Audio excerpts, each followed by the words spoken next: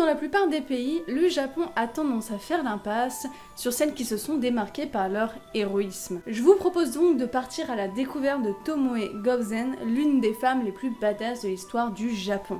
C'est une femme samouraï qui a vécu au XIIe siècle et qui a laissé pas mal de têtes tranchées derrière elle, ainsi que beaucoup d'œuvres de fiction. Elle est juste considérée comme la femme samouraï la plus connue du Japon. J'espère que vous êtes bien installés, c'est parti pour une vidéo un peu plus historique que d'habitude.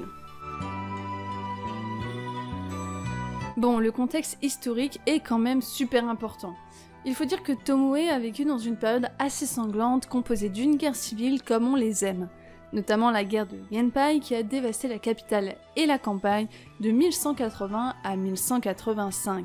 La fin de cette guerre a marqué l'histoire du Japon puisqu'elle met fin à la période aristocratique Heian et inaugure l'ère des samouraïs. Bon, pour la faire courte, cette guerre était une querelle entre deux familles qui se disputaient le trône impérial. Tout ça pour contrôler un pays. Quelle idée. Qui a envie de contrôler un pays? C'est que des emmerdes, sérieusement. Donc on a d'un côté la famille aristocratique Taira et de l'autre la famille provinciale Minamoto. Le clan Taira avait le dessus jusqu'à ce qu'il soit chassé de Kyoto suite à la trahison de leurs vassaux en 1183. Les Minamoto ont ensuite emporté des batailles clés et ont quasiment anéanti le clan Taira. C'est alors que le tout premier shogunat du Japon fut installé par le clan Minamoto. Aujourd'hui, plus de 800 ans après, la guerre de Genpei continue à être menée au travers de nombreuses œuvres de fiction comme des romans, des jeux vidéo ou encore des mangas et des films, opposant toujours ces deux couleurs bien connues, le rouge pour les Taira et le blanc pour les Minamoto. C'est donc dans ce contexte que Tomoe Gozen s'est fait connaître comme une guerrière légendaire. La vie de Tomoe Gozen est devenue très floue tant les sources et les légendes médiévales se sont accumulées. On a du mal à discerner le vrai du faux, il n'y a finalement que deux choses dont on est certain. La première, c'est sa vie amoureuse, et la seconde, sa carrière militaire exemplaire. Elle servit sous les ordres de son propre amant, le capitaine Minamoto no Yashinaka, le cousin du chef Minamoto. Réputée comme étant une femme d'une grande beauté, elle a eu une carrière militaire exemplaire et était décrite comme une femme de grand talent, notamment dans le maniement de l'arc, du katana et dans ses talents en équitation. Il faut savoir que dès les débuts, Yashinaka a été impressionnée par la maîtrise de l'art de la guerre de Tomoe Gozen. Elle a été très rapidement promue au titre de commandant principal durant la guerre de Genpei. Et oui, ce n'était pas un simple soldat, on parle vraiment là d'un leader. Si je devais citer quelques-uns de ses exploits et qui font d'elle une légende et une femme plutôt badass, je vous donnerai trois moments clés. En 1181, à la bataille de Yokotagawara, Tomoe bat à elle seule 7 guerriers à cheval et rassemble leurs têtes. Ouais, elle a vraiment fait un petit tas avec les 7 têtes en se disant « Eh, tu vois là, les mecs là, c'est moi qui les ai butés. » C'est d'un glauque. Plus sérieusement, à l'époque, les têtes tranchées étaient considérées comme des trophées de guerre. En avoir une était un exploit. Donc je vous laisse imaginer ce que ça donnait quand tu en ramenais 7. Là c'était carrément impressionnant. Autant dire que tu sais que tu vas pas aller faire chier cette personne. C'est un peu dangereux quand même.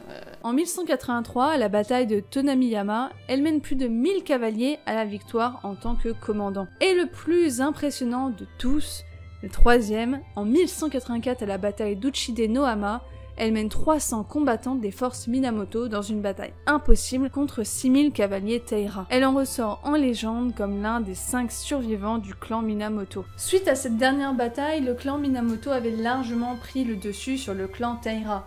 Cependant, il y a eu des discordes au sein du clan Minamoto. Ils n'étaient pas d'accord sur qui allait prendre le titre de shogun, et c'est là qu'éclata une nouvelle guerre au sein même de la famille Minamoto. D'un côté, Lord Kizo no Yashinaka, avec Tomoe Gozen à ses côtés, et de l'autre son cousin Minamoto no Yoritomo, avec le légendaire Minamoto no Yoshitsune combattant en son nom.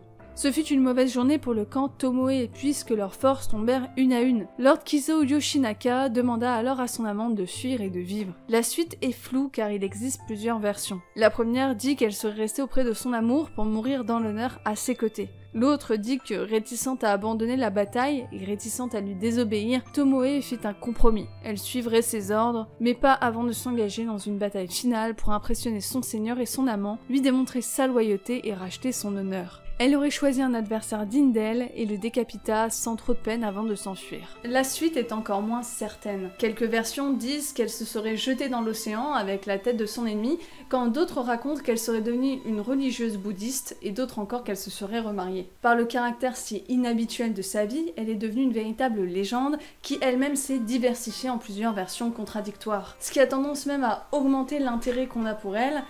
Certaines versions parlent même du fait que Tomoe-ga-Ozen serait finalement la réincarnation d'une déesse de la rivière. Ouais, ça va loin quand même.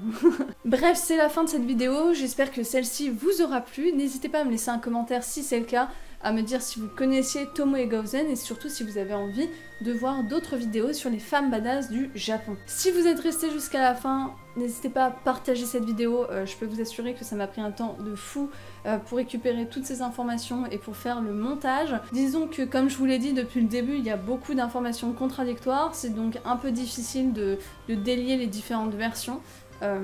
Donc franchement, si vous avez le courage et la gentillesse de le faire, ça vous prend 1 minute. Partagez la vidéo, moi ça me permet de pas me dire que j'ai fait des recherches pour rien et au moins je suis sûre que la vidéo vous a plu. Allez, sur ce, à très bientôt pour une nouvelle vidéo et à tous tout le monde.